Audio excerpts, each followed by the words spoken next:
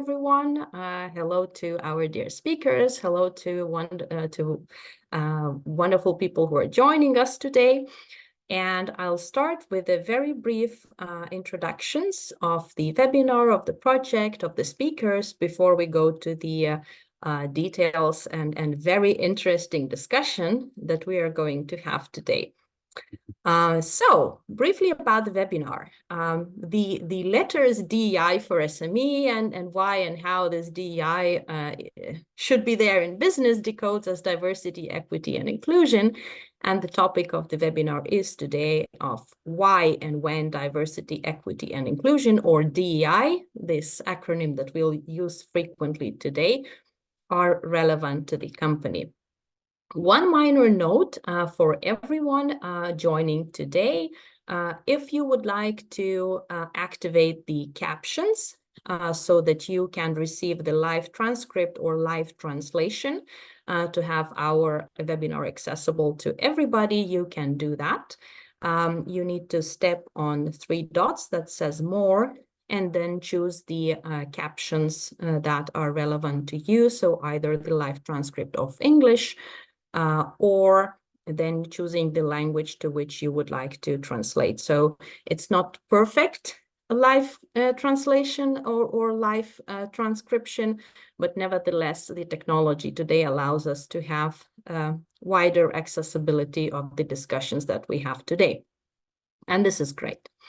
So the webinar's purpose today is really to discuss DEI, or diversity, equity, and inclusion, in the context of smaller and bigger businesses, and to really go beyond the fuzzy words, right? So it's not the promotion or pro-DEI webinar sort of, not necessarily, as many sort of consultancy type webinars are organized. It's more really to get into the real company experiences and look at how, they manage diversity, equity, inclusion in practice.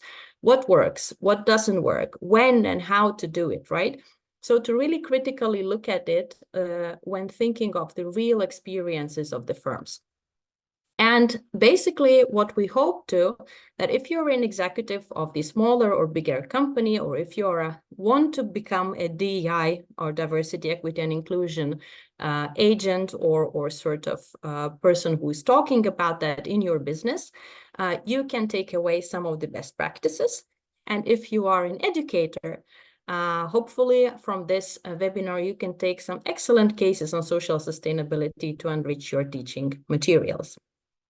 So who is doing that? Actually, there is a very nice joint effort of project DEI4SME in collaboration to these wonderful organizations who've been joining us today. And you can read more about the project in the link in the chat. So diversity, equity, and inclusion for small and medium enterprises. This is how the project decodes. And DEI for SMEs is exploring issues regarding planning, implementing, and monitoring corporate social responsibility with a focus of social sustainability, and one of its components, which is diversity, equity, and inclusion. And the project is funded by the European Union Erasmus Plus program, and the project aims to deliver a digital tool for company management and educational purposes of managing diversity, equity, and inclusion, and also the set of educational materials for higher education institutions and for upskilling capabilities of small and medium enterprises who would like to manage and engage with diversity, equity, and inclusion. So welcome to read more and become our stakeholders. And as you can see behind me, there are a number of organizations who are co-joining their forces when managing this effort. And of course, we have a number of great companies like Finvacon, ABB. Merenova is one of our key partners in this project, but also we have wonderful companies joining us and managing together to get through these experiences and really create something that works in reality. So the webinar today will take around 1 hour, and as you see, it will be recorded and later placed online. And your questions are very welcome in the chat. So I'll be monitoring the chat all the time. And basically, if any questions emerge, you are welcome to ask them, and we will integrate that in the discussion. So without further ado, I think it's now time to say hello to our wonderful speakers. And we have 3 of them today representing very exciting company cases. So we have Sanna-Mari Kaakinen from ABB Smart Power. And Sanna is highly skilled professional specializing in corporate sustainability practices within Finland. We have Kai Sunden, having multifaceted experience in diverse fields, and currently a CEO of Finvacon, a company that is literally living the principles of social sustainability, as we'll hear. And last but not least, we have Tauno Kekkelä, a very respected professional in Vaasa region and in entire Finland, who is, among many other activities, also a very active DI advocate, contributor to many DI promoting projects, and mentor for multiple individuals trying to uplift and support them. But that was our view on our dear guests. And as we know, one of the principles of diversity, equity, and inclusion is to really hear the other side of the story. So it would be amazing if our guests could say at least a few words about themselves and particularly their relationship with social sustainability and specifically the component of diversity, equity, and inclusion from the personal and professional life. So Sanna-Mari, Kai, Tauno, would you please introduce yourself? Hello, nice to meet you all. Hopefully we have some listeners on the line that I don't see, as Ausrin said, but anyhow, my name is Sanna-Mari Kaakinen and I work for ABB Smart Power here in Vaasa. I have a local role as sustainability manager of our factory, but I'm also I have a dual role, so I'm involved in our product management as well, taking care of our product group sustainability issues across the different factories. And my personal point to diversity, equity, and inclusion is that I honestly believe that the more diverse the companies, the people of companies, especially doing export, the better the results. And I think Ausrin will challenge me on my views later on today. So I will give over to Tauno and Kai. Thank you so much, Sanna-Mari.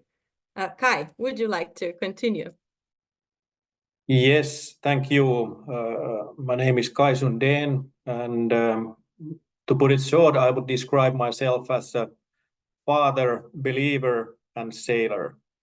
And as my hobby, I work as a CEO at Finvacon. But to put it a little bit longer terms, my educational background is that I consider myself as an economist and theologist. My personal connection to sustainability has actually started with Finvacon, my current employer. Finvacon is also the first industrial company I've been working for. My previous background has been with the ad agencies, web agencies. I've been pioneering web in Finland since 1999. Now I'm just old school, so nothing more to do in that sector. IT I've been working for before, and actually year 2009 meant a pretty big change in my life. I found faith, and through that I had a kind of an urge to help people, and that didn't exist before.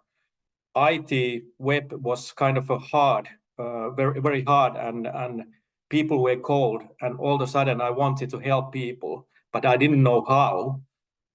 So when I finally, through a couple of steps, a little bit here and there, found Finvacon 2013, it was a Eldorado for me to implement this thing to help people, because Finnvacon was already there. They were like, we were a company we still are a company that where we employ over 50 people with different kinds of disabilities, and to be able to help these sort of people with lower ability to work was a kind of a dream come true. I also want to give an example here about my first day when I started working for Finnvacon back in 2013. It was kind of a funny thing, because my foreman, the CEO, by the time took me around in our production, and the first thing I heard from one guy in production was that, what is wrong with you that you have ended up working here?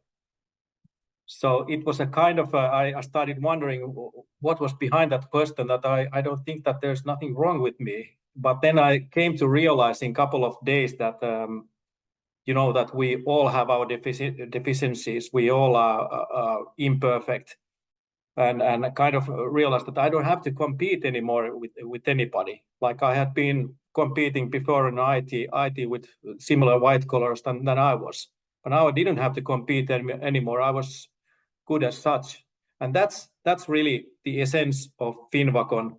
What kind of company Finnvacon is, that you kind of have lots of people with different backgrounds, but they all feel like they are part of your family. That's my long introduction. Wonderful, Kai. Thank you so much. Tauno, few words about yourself. Yeah, I mostly have a university background since 1993, beginning of the year. The three first tasks I had at the university: first, to explain quality to engineers; the next thing, to explain green philosophy, environmental legislation to engineers; and the third task was to explain how to be an entrepreneur in Finland for non-Finnish original persons. And after 25 years in universities and applied science universities and stuff, I'm now in a place called Merinova, which is an enabler company, a cluster management company, if you wish. And in our job, we are only 15 here, and we have to do wonderful big things. So we don't have really time to classify people like, you are one of us and you are not one of us. We start kind of, this is what we have to do, and if we speak English, we speak English. Very interesting. And it's fascinating how diverse background you have, right? So for me, the first takeaway when I'm listening to you is like, yes, we had those now listening very dry, relatively dry bios on the introduction of the webinar. And just from few sentences, there are already stories unfolding on each of your personality, views, beliefs, experiences, right? That is wonderful, wonderful to hear. And in that sense, I guess when we talk about diversity, equity, and inclusion, it's probably the first takeaway, and also a very nice story that Kai, you brought in, right? So thinking of or switching the thinking, right? So from the point of this is who I think person is, right, and versus to who I am and who we are and how do we label. And as Tauno said, we don't have time for labeling anybody, right? So labeling is important. I'm very grateful that you opened up a little bit the labels for us. So should we do another round of the same discussion? So you kind of touched on that about your companies, but what is the ethos of your companies, and why social sustainability is the key? I mean, when we were inviting you to the webinar, we see you as champions of social sustainability, right? We find the work that you are doing absolutely fascinating, right? If we think of each of your case. Maybe you could talk a little bit of how do you see your company engagement with social sustainability and DEI, of course, and how do you see where your company is standing? Sanna-Mari, would you like to go for it first? Yes, why not? I would guess that ABB is the most traditional company in the industry sector that we have here now present. And I really evaluate that we have this opportunity to talk with each other from very different backgrounds, as you mentioned, and very different business perspectives. But social sustainability is a wide topic overall.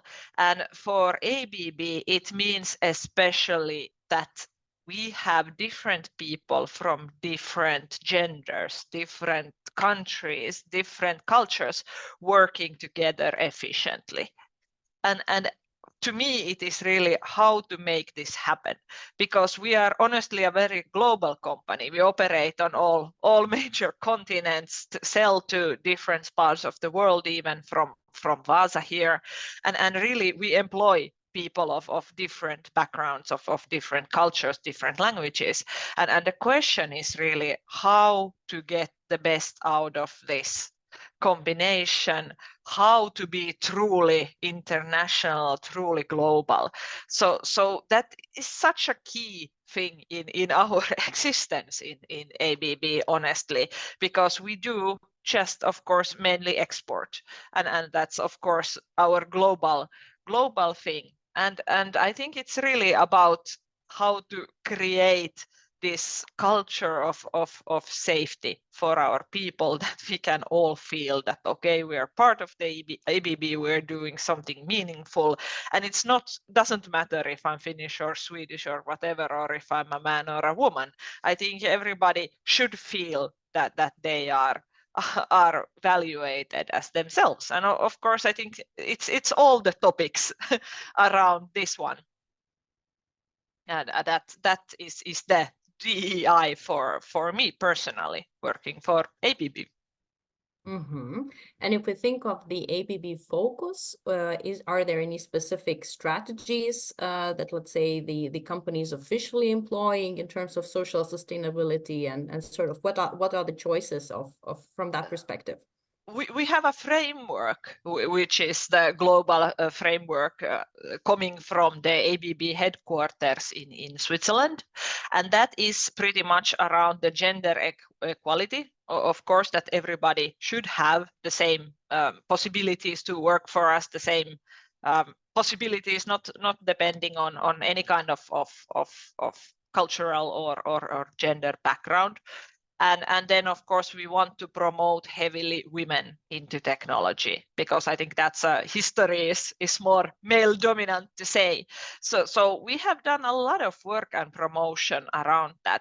And I don't think at ABB, it's nothing like we would hire a woman instead of a man to do a job, but it's really about to promote the industrial environment to all kind of different people with different backgrounds. So I think that's the key of what we are doing as of today. And then I think also one important aspect to this is really to measure and to take into account how our own personnel see this topic. So we are yearly actually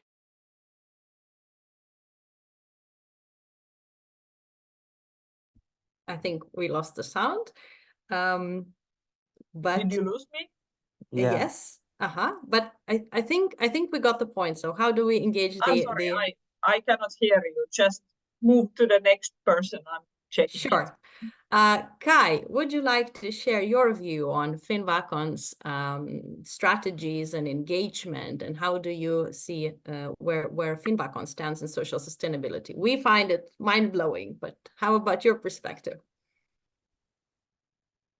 Well, I rebuilt in a similar way than Sanna-Mari took up, that we also have a framework, but I would more like to refer to the update I wrote yesterday on LinkedIn, that don't know much about sustainability, we live it. So it's kind of in our backbone, that how we live it every day, and we don't think that more that much. But I would like to give a little bit different perspective, because you cannot think about Finnvakon's perspective, the sustainability and these day topics, what we have on the table today, without touching the history a little bit.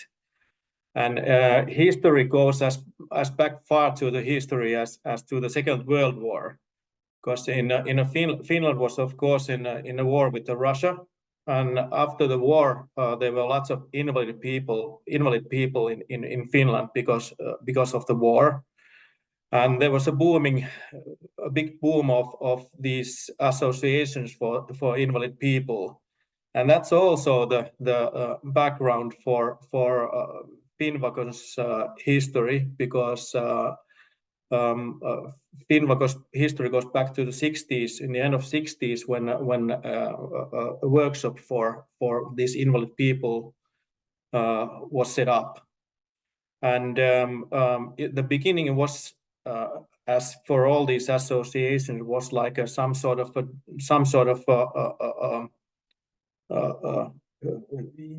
just something to find something to do for the invalid people. For our case, it's as interesting as fully furnished doll houses according to Lundby model. So that was the main product of what Finnvakon was producing on the 70s and even in the 80s. Sanna Marie is looking scary. That is this the kind of company we are cooperating with? No, Okay, but that was way back in the history. You have long history, such as yeah, and you love of course Lundby doll houses. But anyway, the industrial activity started in the 90s as surprisingly, ABB started outsourcing their activities to different companies in the Vaasa area, and we got part of that cooperation. We got insulation components for transformers. And since then, we have become a fully industrial company, and today employing about 90 persons. And like I said, that half of them are with different kind of disabilities. What kind of special groups we then have? I don't want to talk anymore about that invalid or handicapped or whatever, but we have different kind of special groups. What we're nowadays employing, still some invalids, but it's like one or two anymore, because this so-called problem has vanished from our society. Then you have disabled persons with different grades of disabilities. We have people recovering from mental problems. We have immigrants, about 15 species. Then we have trainees. So all these together we consider that what makes us special. But the real specialty is that we combine real professionals, they're real like high-class professionals with people with disabilities. That's the essence of Finnvakon, or how we call our model. And our model has already also received a couple of prizes in Europe. But the funny thing is that it's not interesting at all in Finland. But we don't care, because our business is mostly, our growth potential is in Europe, so we don't care about Finland. Let it be. Take it away. Well, now you're featured in Finland, so we hope we're going to fix that too. Thank you, Kai. Yeah. Very interesting reflection on the history, and of course how the workshop for people with disability emerged to a extremely reliable supplier for the global multinationals is fascinating, right? Tauno, how about Merinova? How do you see? We actually maybe two different organizations in one. Originally, we were founded as a management consultant company by ABB and the University of Vaasa for 35 years ago, and that part of our activity still is there. The same as for me explaining the quality and the green economy, green philosophies at the university, the Merinova is explaining the same things to small companies of the region. First, the quality systems, management systems, then the environmental systems, and now the latest thing that has to be explained to everybody is the social responsibility and accountability, because they come in as systems. And our consultants, they go to the companies, and if they want to hear more and want to understand how to fulfill the criteria, then the people help them. But then the other half of our work is international. We work with international projects. And there is, as I said, we don't have really time to classify people. You are from Portugal, I'm not working with you, or you look different than me, I'm not working with you. We have a project. The project has deadlines, and the Gantt chart, and we do the things. And you very quickly learn to see through what you see on the teams to what the person really does and what the person really knows. And then you end up doing work with the people I hear a question here that we should be kind of wary about people doing work in different way instead of following the guidelines. If it's a better way, then we should all turn to that way doing things. And this is very kind of typical in the projects. I've also mentored one person doing PhD thesis on ABB product development in international teams, and there was a kind of similar discussion that they cannot really start thinking of, okay, we don't work with those because they are in Switzerland, or we cannot work with those because they are sleeping when we are doing work, and the other way around. So there is a kind of task always behind a meaning of our work, that should bring us all together. Mm-hmm. Tauno, thank you for emphasizing this business case, really, right? So of course, we all agree and we all understand that diversity, equity, and inclusion is wonderful from the social, from the, from the, in a sense, from the value perspective, right? But particularly when we talk about smaller and medium enterprises, who are many times short on resources, many times on the survival, cannot afford losing time or money in their staff. It seems, or there at least a belief about the diversity is a cost, the diversity is a problem that we need to manage things, and we need to have, when to manage. So the question to you all, and maybe specifically for Tauno and Kai, who are kind of coming from these smaller organizations. So is there any time, a good time, that the company or a profile of the company or activity of the company, when the company, particularly smaller company, can say, okay, now it's time for us to engage with diversity and inclusion? Is there such thing? And if yes, then when? Yeah, maybe it's clear that every day, the day becomes closer and closer and closer to everybody. In some past, it was possible to go to a meeting and everybody was white Anglo-Saxon Protestant like me. But nowadays, they are not Finnish men anymore to every occasion. And in the field of technology, we are ignoring 50% of the Finnish population already, the women. And then when we're starting to hire people, we are ignoring everybody else except the Finnish people, typically. And when we are doing this, we only have maybe 2 or 3 people to choose from when we are needing 10 people. So the day when we need to start to think of the task rather than the origin of the person or the thoughts of the person or the sexual orientation of the person, this comes very much clearer to all of the companies. And it's nice to have some very kind of pioneers like Finvacon that's been doing this for a long time. It's nice to have examples, but it's maybe still a bit difficult for the common man to accept the fact that I should not choose people that are precisely like me, because that's both a boon for the company, for the creativity, and kind of demand for the longevity of the company. Mm-hmm. How about others? How do you feel? When and how much does it really cost? Is it good for business? And when it's good for business? Kai, maybe some of your thoughts. I'm not sure if I'm answering that question, but I came to think that our model we have got a couple of slogans. The other one is new normal, and the other one is we believe in better work. And these are kind of slogans that like to reflect the fact that it's totally normal, or it should be normal, for companies to employ different kinds of people with different kind of backgrounds. But I think that in the Scandinavian societies, the fundament is already there, because all these societies are relying kind of a universal egalitarian ideology.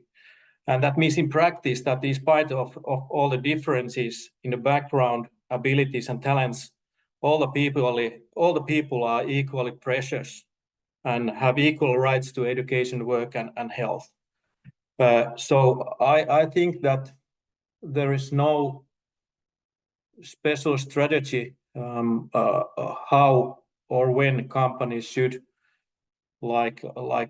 touch these subjects, but it should be, and it is, in the backbone of all of us, at least those of us who have been living in the Scandinavian society. I don't know if I even touched the question, but well, you all seem to be very committed that diversity is now and for everyone, but I still want to be a devil's advocate here.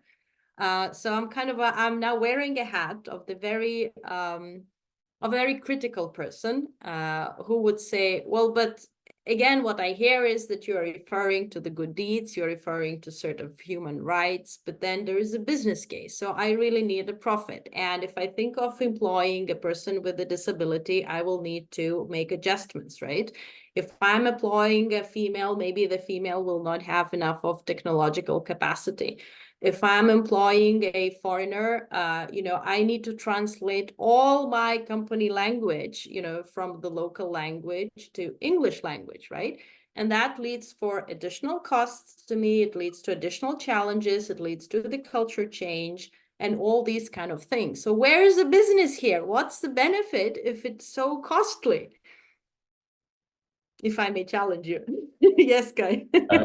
For us in Merinova, it's easy because everybody, of course, comes with a cost. But for every person, there is also the income. So if we have a business case for hiring that person on the income side, we have a project where this person fits, or we have some activity that this skill is needed, then we need to take the cost also. It's not kind of a task of a company just take costs. That's called something else. That's not business. I'm sure Kai is also not kind of hiring people just to hire people. But if they can do the part that is bringing in the money, then the cost is kind of just something that exists. And nobody comes into a company without any adjustment, no matter what kind of person it is. So that adjustments is different. If our Greek person comes in the room, we start speaking English, that's an adjustment. If not, we maybe speak Finnish or Swedish. But it's not kind of horribly big things, at least in our kinds of activities, in projects, international projects and such. Mm-hmm. Kai, you were waving, eager to say something. Yeah, as a CEO, I also have a legislative motivation to make profit for our company, and that is the driver number one for me doing business. And I believe, to be totally honest, that if the companies had a choice, shareholders would not give a shit about these subjects. So there has to be some sort of governmental or legislative regulation for these things. I was doing a couple of years ago, before I started at the Finnvacon, I was doing employment strategy for the city of Vaasa, where we also touched kind of new methods for employing special groups, especially long-term unemployed people, but other special groups too. And I find out that at that point that there are certain countries in Europe that are exceptional when it comes to this employment of special groups and taking care of those who are weaker, let's say weaker in society and so on. Germany is a really good example. It still is. I just recently talked about this with some industrial people that they have a governmental regulation for companies to employ certain special groups unemployed people, even people with disabilities, or they pay for it. If they don't employ, then they pay for it. And with this money, they set up new companies who then in their turn employ special groups.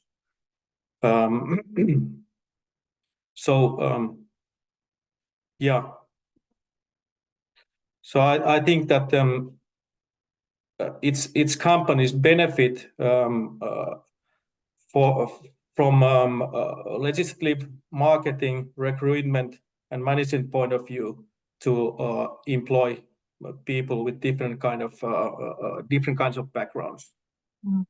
I completely agree with you, and I think also this discussion, of course, regarding the small companies is very much different from us multinational companies, because for us, of course, all the policies, instructions, everything in our company is already in English.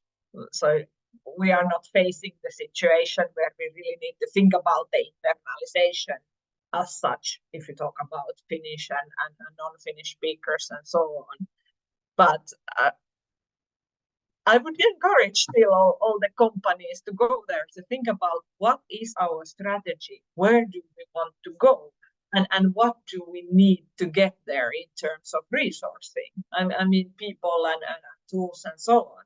So I think that's really a question that either Kai or Tauno also took up, to not to narrow our thinking that, okay, I would just need people who somehow are similar to myself if I would be the entrepreneur. But I would really think about what kind of knowledge and talents do I need, and then bringing the people who have these talents or to have this knowledge, and to think about how can I cultivate different ideas, different innovations within my team with different people that I can have. So if I may summarize the issues that you've been bringing to the table here from the examples of your companies, right? So of course, there is a legal framework and especially certain regulatory framework, as we heard, right? That is setting certain expectations to the employer, and at the same time, legal framework requires the CEOs or the managers of the companies to make it both profitable and, of course, inclusive in a sense. And yet, another perspective that was brought in, it also benefits the business from the point of view of actually ability to match and reconsider how we can grow in a new way, because new strategies, new entries require us to think differently, right? And I know that you had a couple of good stories. I know we're having very good questions in the chat, and I'm picking on them. There are a few more things to go, and then I'll refer to these nice questions that are coming up in chat. Could you offer an example of how actually your company have, got someone different and then benefited from the business perspective? I know that every one of you have that story. We discussed about the internationalization and growth and gender diversification, but just one story sort of that you would illustrate nicely how this matching that Sanna-Marie mentioned, right, of the strategy together with, enriching company with the diversity actually sort of benefited the business. Kai, would you like to start with your internationalization story? I know that was a very interesting one. I don't remember what was it again, but about the language you were telling. I can tell you a new story. Please go ahead. Well, for me, of course, when I before I started as a CEO, I worked as a head of marketing and development, and we started this getting international back in 2016, and basically we started from scratch. We just had the local big companies as our customers, named ABB. Hitachi wasn't there yet, and Wärtsilä. And then we just realized we had to focus, and then we wanted to focus on transformer and electric motor components. but there were not many markets in Finland. We realized that there are not similar companies as there are in Vaasa, even close by. So we needed to head up to Central Europe. But as my previous manager, the former CEO, said to me that, Kai, there are only two persons here in this company who speak English, you and me, but I'm not too sure about him. I could a couple of words, and that was our starting point. And I realized that we need to get, if we really want to get international and have new clients in Central Europe, so we have to do something in practice. I couldn't hire anybody, but then I realized that there are lots of international students in Vaasa that we could perhaps somehow use. And luckily, I started with one Chinese lady. I'm seeing here that Lena isn't here present, so I can talk everything about her. No, I'm not saying anything personal, but wonderful Chinese lady, very open and very international, but couldn't find work here in Vaasa, and I realized that he's going to be a lot of help to me personally, and then also to our company. But I didn't get the permission to hire her. So I used traineeship because that was possible through this education where she was at, and then when everybody saw that she was a wonderful personality, talked a lot with the people in the production, even though they couldn't speak any English. So anyway, she was able to communicate because she was so open. So she changed personally. She changed a lot mentally in our company. It wasn't me, it was her who changed a lot. I made a choice when I hired her, but it was she who made lots of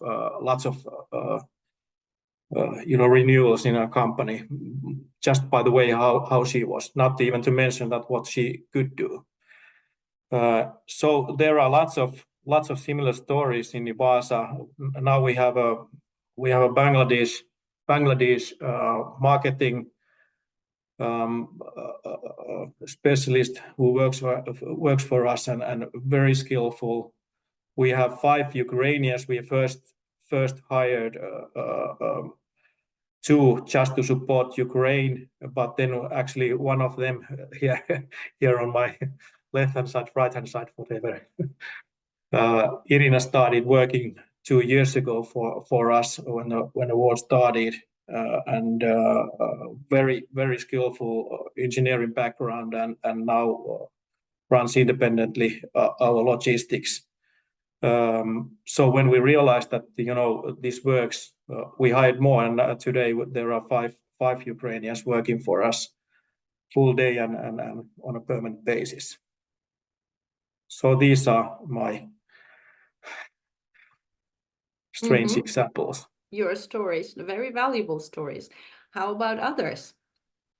Tauno, Sanna-Mari, do you have a story to share how diversity actually reshaped or benefited the business, looking at what happened in your organizations? Well, in ABB, we have, of course, hundreds of stories of internalization and people reshaping the culture, because as mentioned, we're of course a huge organization. But I have a personal story of myself actually working in the Czech Republic for ABB. That's also something we promote a lot, is the people from different countries relocating to others, some permanently, some for a shorter time. But I think always those change a lot the dynamics. You go into some team where people, in my case, everybody was Czech in my team and in the organization I was working for. And when I went there, of course, dynamics changed. They were not used to maybe foreigners coming and work for them. And then, of course, I was also a woman, which was not typical at that time Czech local ABB.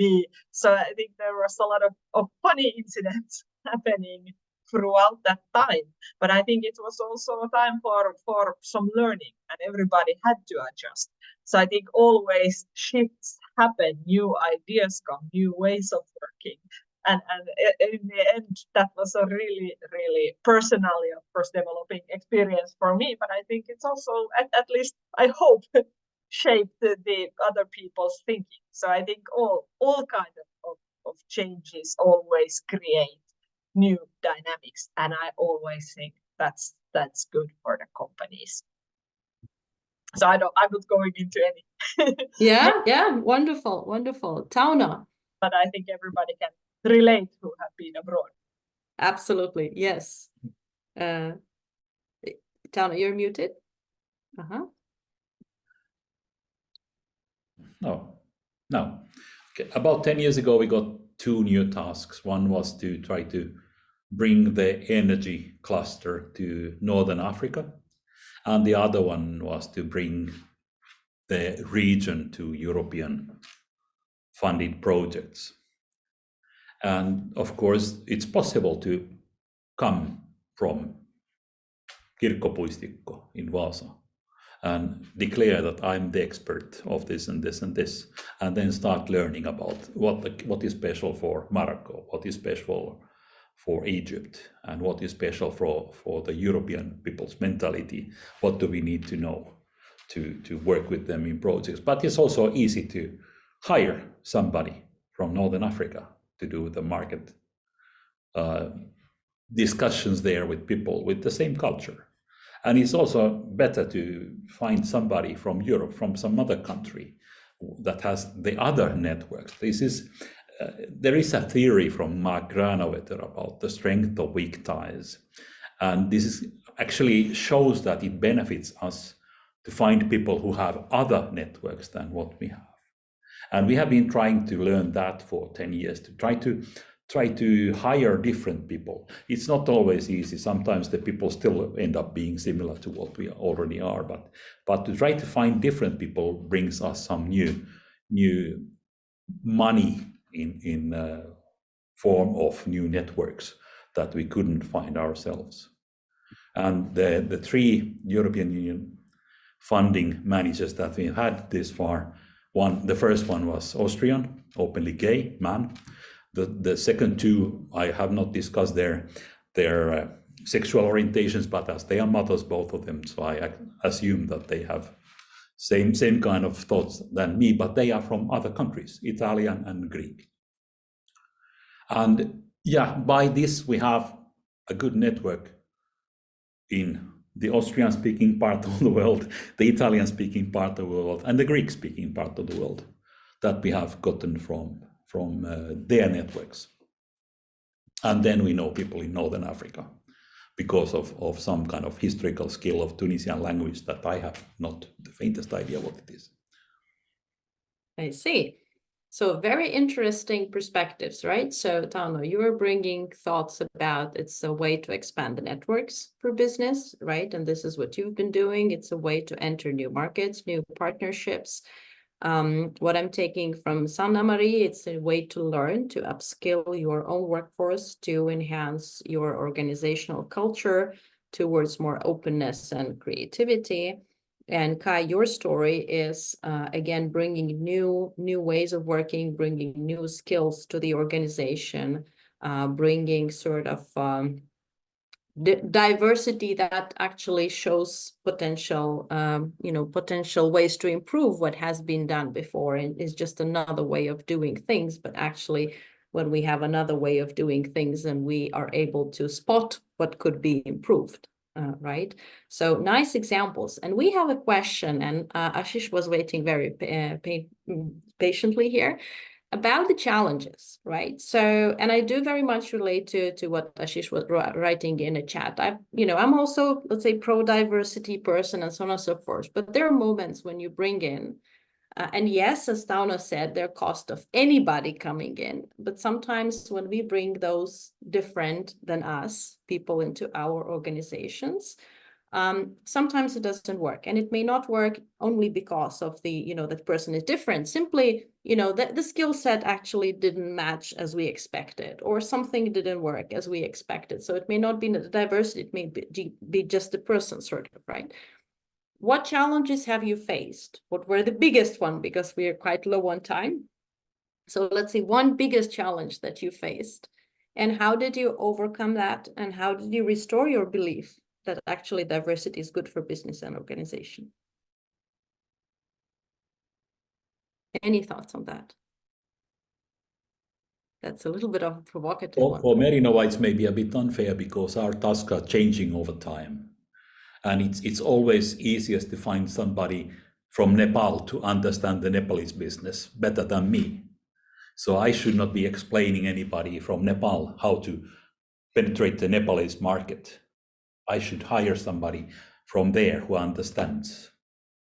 And that kind of guideline for that work becomes that person's guideline rather than following what I have been doing in the history. But I can understand it might be difficult for somebody doing the same part for the same bigger product or from year to year. Then the cost is more kind of important maybe than the income. How about others? What challenges? I think we have had similar challenges than Tauno mentioned, because I really thought about your question, and I don't think that during my career in ABB, which has been quite long already, so I have not faced any points in my career where diversity would have been some kind of a problem. But I have faced situations where we really haven't found the talent that we are looking for in such that if we want to penetrate a very, very specific market, and we really want to hire people who would have knowledge of that market or have the cultural knowledge or language and so on. So that's of course sometimes very, very difficult, but I would guess that it's getting actually easier and easier by the year. So the world is changing. After COVID, for example, you had this hybrid working from distance and so on. So that's changing a lot the market as well for hiring new employees. So let's see. But I would say that we would have also had more challenges in finding some specific diversified talent rather than the opposite way around. I see. Kai, something to add from your side? Or we move to another question? Yes? Well, I tried hard to find something to say, but I could mention the cultural differences, because most of our people with foreign background, they work in the production, and there are certain differences, whether the person comes from Asia or Africa or Europe. So there are big differences in the ways of doing work. I would call it like a mañana attitude that some of the people, they are used to doing work when they are at work.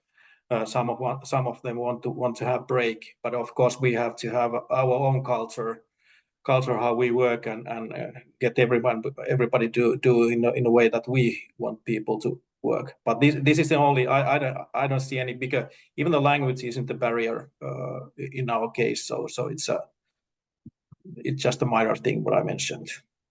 I see. So all of you to some extent touched on hiring or recruitment or trying to match the thing. And actually, Said have a question in the chat, also was waiting very patiently.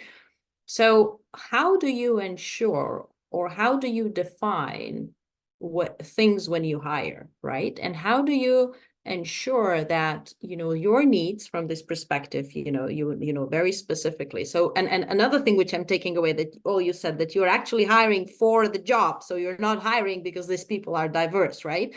That's another, I think, myth that we're frequently facing, that you have to hire because there's this diversity. No, what you're saying, you're actually hiring for business, for the task, right?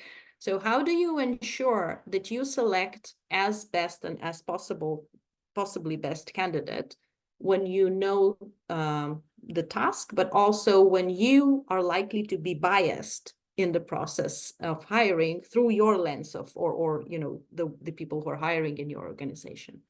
How this is ensured that the match is correct through the hiring practices in your organizations.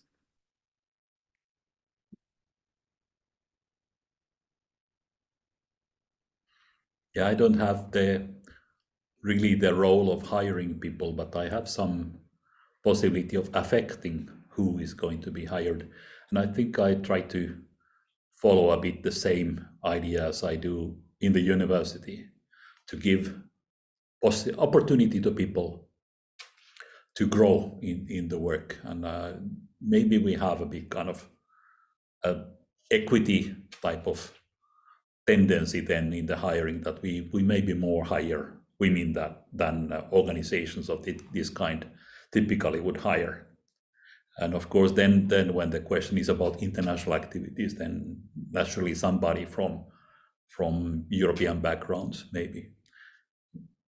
This, I don't know, we maybe tilt a bit towards hiring somebody different and somebody who's not kind of fully learned yet, but has a great promise, rather than hiring all people like me. I came in through the back doors. I don't count. I see. How about how things are done in Finnvacon and ABB from that perspective? Well, we would also, again, a tough question, but we would really look at for example, when hiring a new person, I don't think it's the point of looking at who is applying, but to look at the CV, what they are offering, what are we offering, what are they offering, and what is the match. Of course, that's always a bit difficult. And I would guess also our favorite child, AI, will come into our aid in the future in that sense. So of course there is always the risk that whoever is looking at the CV is somehow biased in some way, and that's in human interactions very difficult to cut out completely.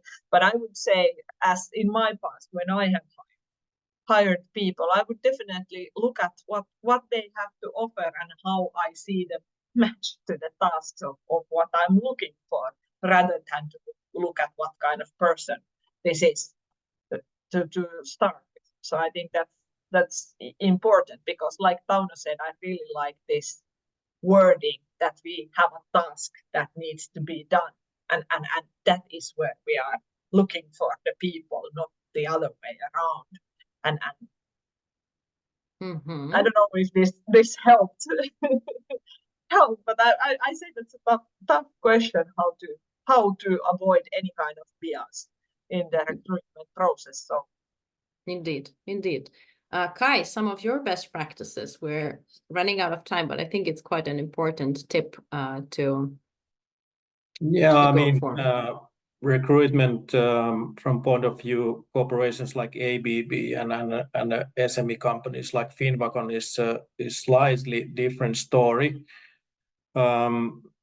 We also want to be very equal in our recruitment, that everybody would have an equal chance no matter what the background is. But the fact is that in local SMEs like we are, it is often emphasized that you have to be able to speak local language and so on. So what I'm trying to emphasize in our process is that we would be as objective as possible, because the language isn't a problem. So I kind of want to emphasize those who are recruiting in our company to forget the language totally, and just look at the background and skills and so on. So the effect of a language would be lower than it is normally in SME companies in this area. I see. So the takeaway that I'm getting from there, and hopefully others, is that first of all, of course, the managers, those who are designing the task, have quite a strong power to guide those who are hiring in suggesting or emphasizing these parts of the task, which would define the profile of the person. And second thing, of course, that it's important to make this influence, because otherwise then, the change may not happen. So we are right at the hour, but I would suggest we go for one last round of the comment, which I think is very important for the subsequent action for anybody who would like to consider engaging with diversity, equity, and inclusion. Based on your experience, what are the good key steps, and sort of that's a key takeaway to start? You know, if I'm organization, even if I'm very small business, right, in a very local context, if I'm organization starting and considering engaging with diversity from either legal or business or a goodwill reason, any of the reason, right? How do I start? What are the good first steps for me in order not to fail right at the start? Especially when we're considering a diverse range of sort of diversity, not just international, not just gender, but different kinds of elements, right? Or do we have to focus, right? So what would be your suggestion? My suggestion would at least be to define where you are going. What is your vision for the future? Where do you want to grow? How do you want to grow? What do you want to develop? And how should I get there? I think that's something that I already said before, but I think that's really not to think about diversity as diversity, that, okay, I want to grow my company diversity or something like this, but to think about what would be the best means for me to reach my vision, and what kind of people, what kind of talent would I need for that, and then try to be open-minded and look for this kind of talent, and not be restricted by the past or the fact that your company policies are only in Finnish. If we have now very effective means of translating all the data into English, for example, and just challenge yourself. I think that's like, be open to challenge yourself is the key, and not get stuck on some of your beliefs or the past, how you have done things when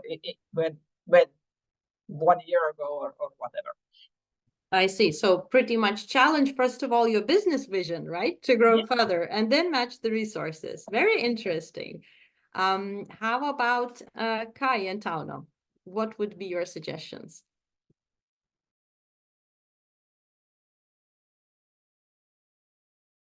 Well, we people, we tend to find areas where we feel ourselves comfortable. So my suggestion is that you know, whenever you are thinking about these ideas, that it is correct what Sanna-Mari said, that the target is the most essential essential thing, and we should not too much think about these things. But anyway, because we all have our background, our cultural background, we come somewhere. So we should kind of search for these unconformability areas, that kind of search something new. Because if you're not searching for something new, you're not able to reach any of your targets. So I think that it's worthwhile for everybody just who work in a business to think different and try to find something new, and this is one of the areas where there are possible to achieve something new. Thank you. Tauno, what's your final say? Final. The flying final words. I have a quote that came to my mind, just kind of pop, from a British R&B group, In Vogue. Free your mind, and the rest will follow. Be colorblind, don't be so shallow. Wow, that was a very lovely way to end this conversation that probably could still continue with very, very many beautiful stories. We will invite everyone who participated to fill the feedback survey, which will be in a chat. So feel free to click on and share your thoughts about the webinar. And I would love to thank our guests and everyone who joined. It was a great discussion. I personally learned a lot, and they were very good thoughts, and there are so many takeaways now to really bring it forward. And really thank you for being open about how things work, how you do it, because this really helps everybody to think differently, like we all suggested, about the topic that we constantly hear about. And eventually we learn that we don't really know about things, right? Or like what you said, you do things without thinking about that, but many times we talk about things without really grasping the essence of the concept. So thank you for helping us to grasp the essence of the, of what diversity, equity, and inclusion is and how your businesses live it. And really thank you for being, in our still eyes, the champions of diversity, equity, and inclusion. So thank you and big applause. Thank you for inviting us. We really appreciate the opportunity to chat with you on this topic, which is rather meaningful to all of us. Thanks a lot. Thank you.